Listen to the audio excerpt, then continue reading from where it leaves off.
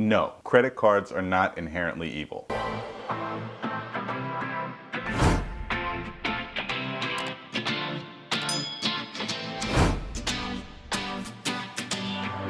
What's up everyone, David here with Free to Be, and today we're going to be discussing 3 credit card myths that just aren't true. And it took me some time to unlearn these 3 myths, but you have to understand that credit cards are not inherently evil on their own. Now, before we get started, as always, if you're new to my channel, please take a moment and click the subscribe button down below. It really means a lot to me and supports this channel. I cover financial literacy here, as well as tracking my progress to financial independence, and hopefully by doing that, I can create a blueprint with valuable information that others can use. So if you're new to my channel, please take a moment and just click the subscribe button down below. And again, it really does help support this channel, and all it takes on your end is just one little click. And if you're not new, thank you for joining me again. I really do appreciate the continued support. All right, look, so today we're going to be talking about credit cards. Now, this is a topic that I have struggled with before in my past, and I made videos about credit cards and how to pay credit cards off quick, but I thought today we could talk about 3 myths that a lot of people think are true but aren't true. These are just different things that people think about credit cards because we don't learn enough about them in school. Our public school systems do not teach you responsible credit use. Our higher learning institutions do not teach you responsible credit use.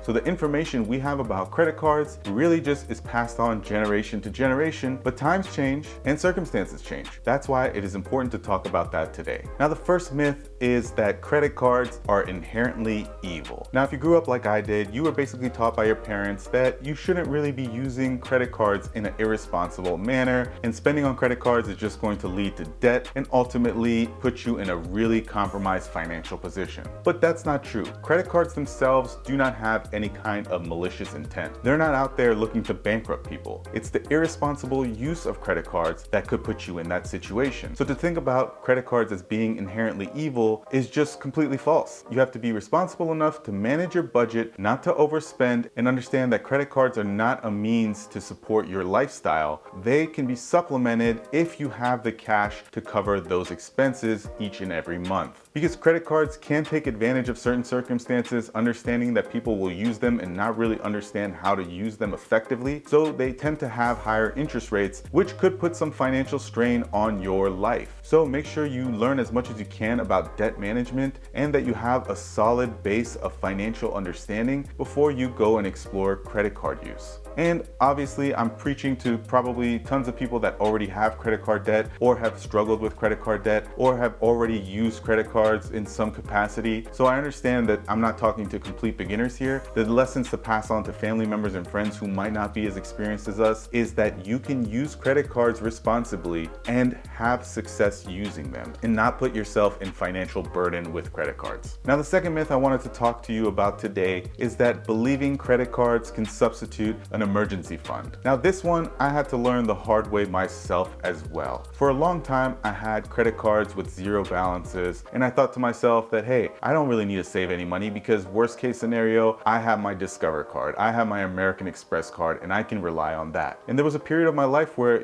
I was young and I was making good money, and I could have easily started a savings account. I could have easily put money away in savings, but I didn't. And that ended up costing me a lot of money in the long run because I did run into situations where I needed $2,000 to $3,000 at once, and guess what? I didn't have the cash to support that, so went to the credit card. And what happens there is now you're paying 25% interest on a $2,000 purchase that could have been completely avoided if I had just saved that money when I had it. And this goes back to, again, my interaction with credit cards when I was younger. I would see my parents use them for emergency purchases, but that's just not the case. You shouldn't be doing that. You should be trying to save as much as you can in cash to have for the emergency situation. And the credit cards can be substituted in there only if they're to your advantage. Because again, you don't want to run into a situation where you're carrying 25, 26% interest rate, some cards as high as 30%, because that will put you in a bind. Now, the third and final myth I wanted to go over in this video is thinking that only experts can utilize credit card reward programs. Again, this is completely a myth. The reward programs that credit cards offer can be confusing,